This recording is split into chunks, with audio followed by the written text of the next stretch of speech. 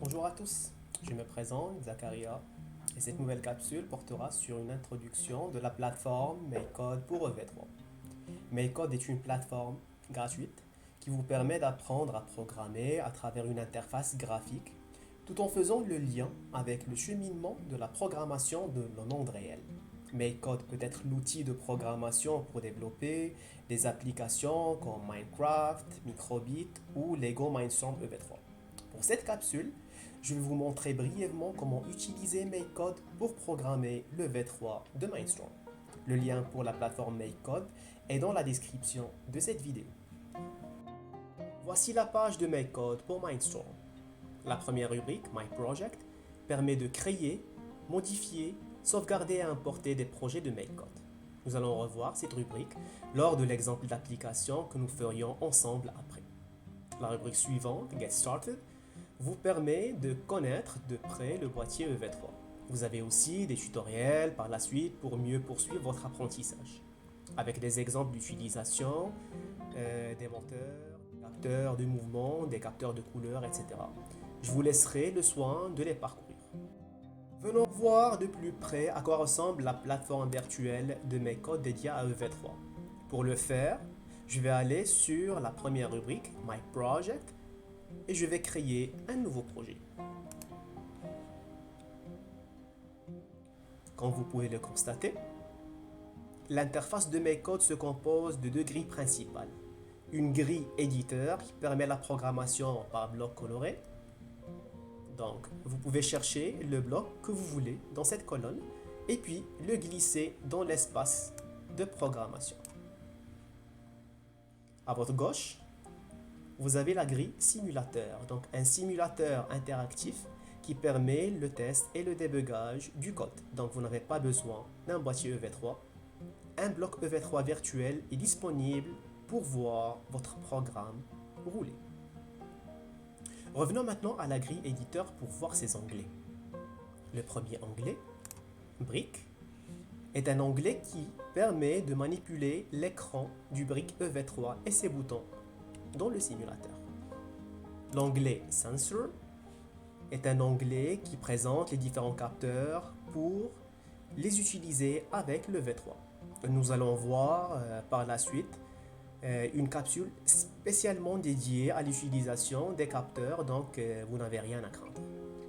L'onglet moteur est un onglet qui vous montre les différents types de moteurs disponibles et les blocs pour les utiliser.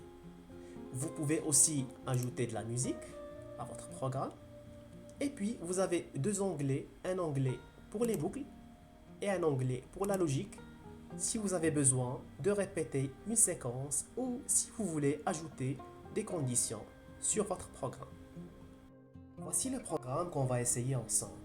On va essayer de connecter un grand moteur à l'entrée A qui doit tourner en permanence à une vitesse de 40% de sa vitesse maximale dans le sens des aiguilles d'une montre. Et puis, on va essayer de connecter un deuxième grand moteur à l'entrée B qui doit tourner contre le sens d'une aiguille d'une montre à une vitesse de 60% de sa vitesse maximale, 4 rotations quand j'appuie sur un bouton poussoir.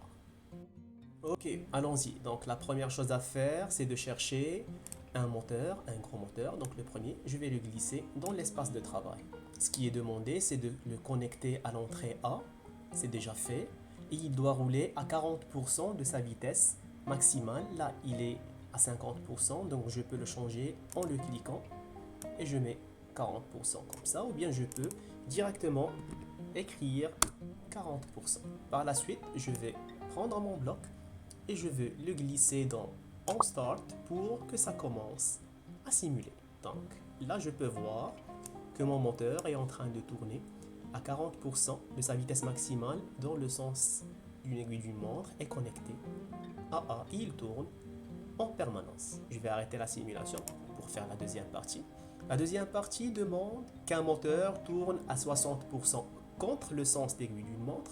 Quand on appuie sur un bouton poussoir, il doit tourner 4 rotations. Donc la première chose à faire, puisqu'il va attendre le bouton poussoir, donc je dois ajouter le bouton poussoir au début, il s'appelle One Touch. Par la suite, je vais prendre mon grand moteur et je vais lui dire, tu dois être connecté avec une vitesse de 60% contre le sens d'une aiguille d'une montre. Donc là, pour le définir ici à MakeCode, je change de signe pour dire que ça doit tourner dans l'autre sens. Donc je vais mettre moins 60. Ok, il doit tourner 4 rotations. Pour définir le nombre de rotations, j'appuie sur le petit plus. J'ai ici rotation, je vais mettre 4 rotations et je vais le glisser dans OneTouch. Là, quand je vais lancer ma simulation, mon premier moteur, bien sûr, il tourne à 40%. Et je peux voir que mon deuxième moteur s'est ajouté ici dans l'entrée B, mais il attend que j'appuie sur le bouton poussoir pour qu'il commence à rouler. Quand je vais appuyer, tac, il va commencer à tourner à moins 60%. Donc pour changer de sens, pour 4 rotations, c'est pour ça qu'il s'arrête une fois il effectue 4 rotations. Et voilà. Il reste juste à sauvegarder votre travail. Donc là, pour sauvegarder, il y a deux façons. Ou bien, je viens ici, je change juste de nom, il sauvegarde automatiquement. Ou bien, je viens ici, je fais More, Save Project, et j'écris le nom, Test, MakeCode par exemple, et je fais Save. Et là, je vois que le nom est changé et il enregistre le fichier à ma gauche. Voici à quoi va ressembler le fonctionnement de votre programme si vous le téléchargez sur un module EV3 réel. Je vais le lancer.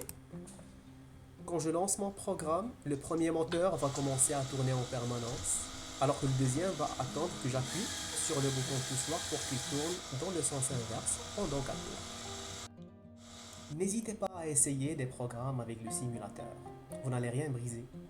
En vous pratiquant, cela vous permettra de vous familiariser de plus en plus avec l'outil MakeCode.